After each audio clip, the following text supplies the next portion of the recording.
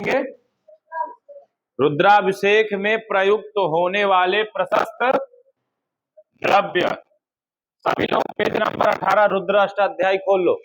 Page number 18 Gita press की पुस्तक में देखो, रुद्राभिषेक में प्रयुक्त होने वाले प्रशस्त द्रव्य। रुद्राभिषेक में प्रयुक्त क्या?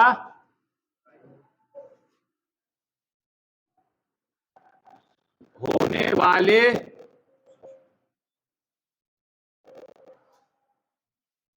प्रशस्त द्रव्य।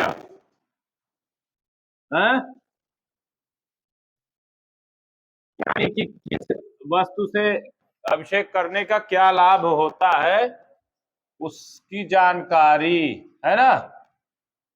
समझ गए पंडित जी?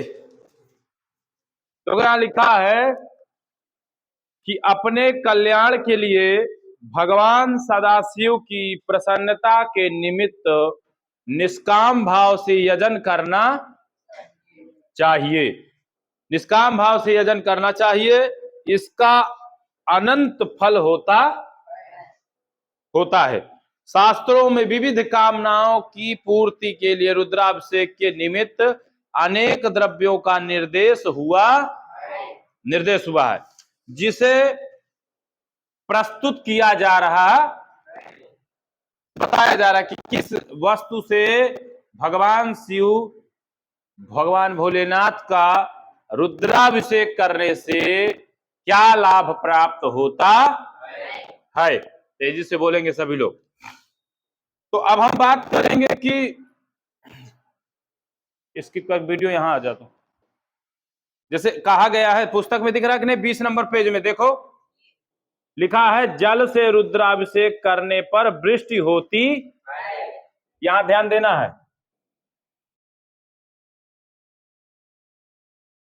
क्या लिख गया? जल से अगर रुद्राभिषेक करने पर, क्या लिखा है? रुद्रा अभिषेक करने क्या होता है? वृष्टि होती। वृष्टि समझते हो ना? वृष्टि समझते हो? अभी कुछ देर पहले क्या होने, अर्थात बरसात। क्या? बरसात। ठीक है ना? पहला चीज समझ गए कि नहीं समझ गए? आ गया? दूसरा फिर लिख रहे हैं कि व्याधि की शांति के लिए कुशोदक से अभिषेक करना। व्याधि की शांति के लिए कुशोदक से अभिषेक। ठीक है, समझ लेना, हम छोटा सा लिख दे रहे हैं, अभिषेक करना चाहिए। आ जाएगा समझ में? ठीक, ये चीज। अब उसके बाद लिख रहे हैं कि पशु प्राप्ति के लिए, पशु समझते हो ना? जैसे गांव में जो हम लोग पालते हैं, भैंस है इत्यादि, गाय है, ठीक है, तो इन्हें पशुओं की श्रेणी में कहा जाता है। तो क्या कह रहे हैं कि पशु प्राप्ति के लिए दही, क्या? पशु लिखते जाना है सबको। पशु प्राप्ति के लिए दही से अभिषेक करना चाहिए। फिर लिख रहे हैं चौथा, लक्ष्मी की प्राप्ति के लिए। किसकी? लक्ष्मी की प्राप्ति के लिए किससे अभिषेक करना चाहिए? इक्षुरस, इक्षु अर्थात गन्ने, गन्ने के रस से। ठीक है, स्वच्छ दिख रहा है कि नहीं दिख रहा है? कहीं कोई दिक्कत? आगे लिख रहा है कि धन प्राप्ति के लिए मधु तथा घृत, पांचवा नंबर, धन प्राप्ति के लिए, धन प्राप्ति के लिए किससे करना चाहिए? मधु, शहद भी कह सकते हैं भला। हाँ,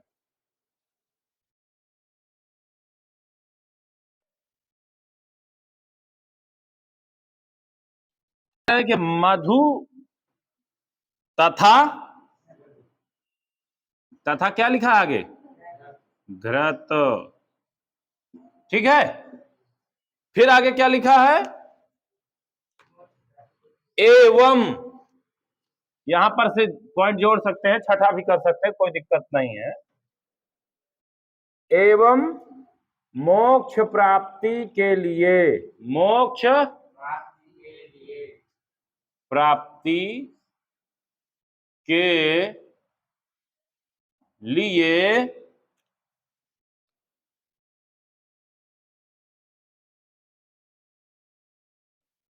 तीर्थ के जल से अभिषेक करना चाहिए। किससे? तीर्थ समझते हो ना क्या? जल से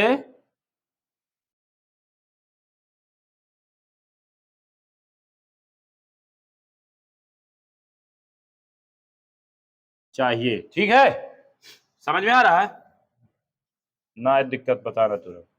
अब सातवां नंबर क्या है? जिन्हें पुत्र की इच्छा है, क्या है? पुत्र की इच्छा करने वाला, पुत्र की इच्छा करने वाला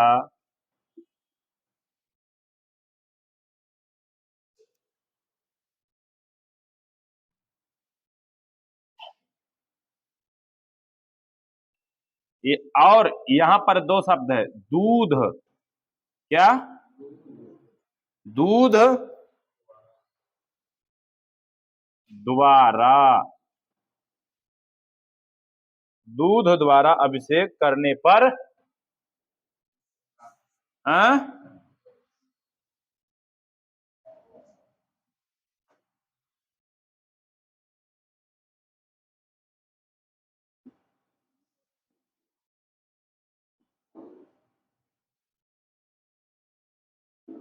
पुत्र प्राप्ति होती। आ गया समझ में? अब आगे बढ़ेंगे। देखो यहां पर आठवां नंबर, कौन सी संख्या हो गई? वंध्या, शब्द सुनना, वंध्या, काकवंध्या, बहुत विषय तुम्हें समझने की जरूरत है यहां पर। ठीक है, वाह, आधाना, ध्या, बड़ा या, क्या बन गया? वंध्या। थोड़ा चिन्ह कर देना। फिर क्या लिखा? काक, काक वंध्या। इसके आगे लिख देंगे हम कि मात्र एक संतान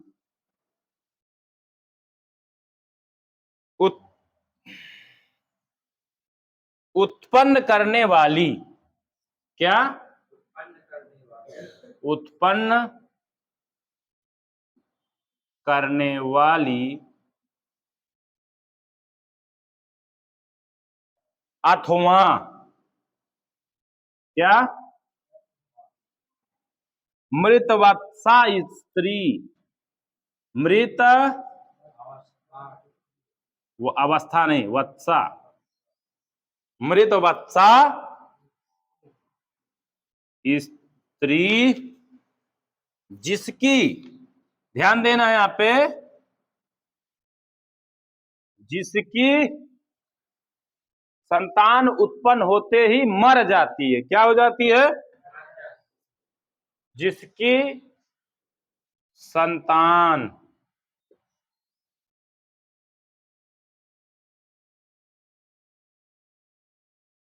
उत्पन्न होते ही मर जाती है,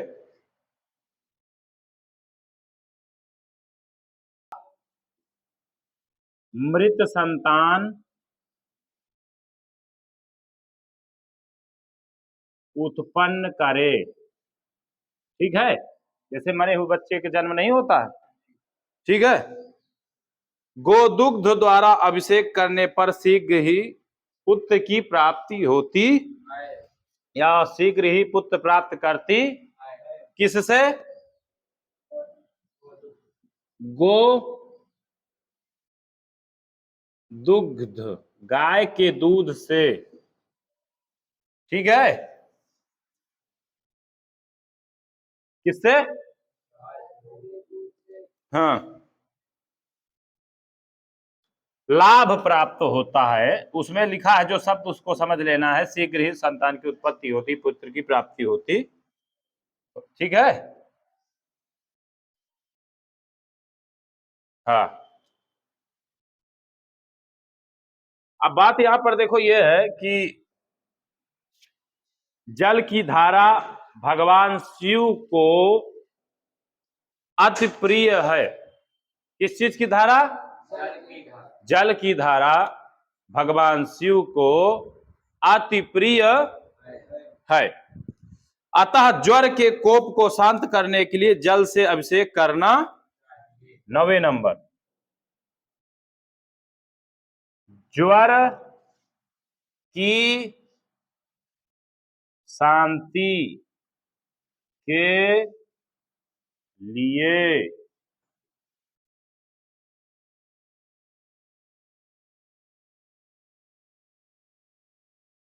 जल धारा से अभिषेक करना। जल धारा, ये ध्यान देना।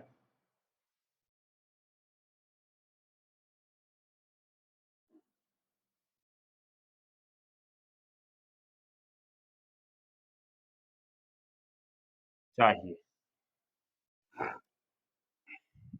अब आगे है 10वां नंबर। क्या है?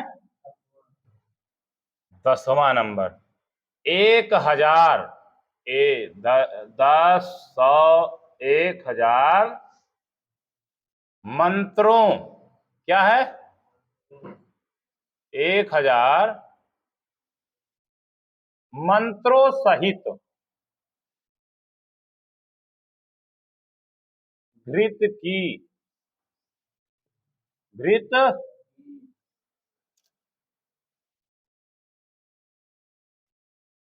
धारा से अभिषेक करने पर, अभिषेक करने पर वंश की वृद्धि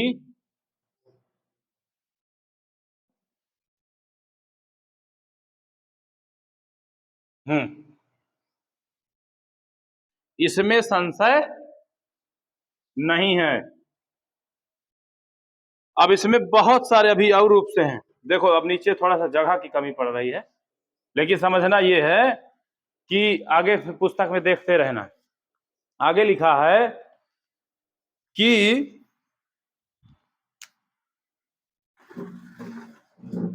रोग के विनाश के लिए, शुगर इत्यादि होता है ना, डायबिटीज शुगर, विशेष रूप से केवल दूध की धारा से अभिषेक करना। इसमें मनोभिलाषित कामना की पूर्ति होती है। बुद्धि की जड़ता दूर हो करने के लिए शक्कर मिले दूध से अभिषेक करना चाहिए। ऐसा करने पर भगवान शंकर की कृपा से उसकी बुद्धि श्रेष्ठ हो जाती है। सरसों के तेल से अभिषेक करने पर शत्रु का विनाश होता है। लेकिन ऐसा नहीं करना चाहिए। ये सब चीजों का सात्विक, राजस, तामस 3 प्रकार की पूजा पाठ और विधि होती है। तथा मधु के द्वारा अभिषेक करने पर यक्षमा समझते हो, यक्षमा, तपेदिक अर्थात टीबी जैसे रोग जो होते हैं उनके लिए कहा जा रहा है कि दूर हो जाता। पापाक्षय की इच्छा वाले को मधु शहद से, आरोग्य की इच्छा वाले को घृत से, दीर्घ आयु की इच्छा करने वाले को गोदुग्ध से, लक्ष्मी की कामना वाले को ईख गन्ने के रस से और पुत्रार्थी को शर्करा चीनी मिश्रित जल से भगवान सदाशिव का अभिषेक करना। उपरयुक्त द्रव्यों से महालिंग का अभिषेक करने पर भगवान शिव अत्यंत प्रसन्न होकर भक्तों की तत्त कामनाओं को पूर्ण करते हैं। अतः भक्तों को यजुर्वेद विहित विधान से रुद्रों का अभिषेक करना। तो यह था प्रयुक्त द्रव्य जिसके माध्यम से भगवान शिव का यदि रुद्राभिषेक करते हैं तो हमें तमाम प्रकार की जो लाभ हैं वह प्राप्त होते। ठीक है, यहीं तक जानेंगे।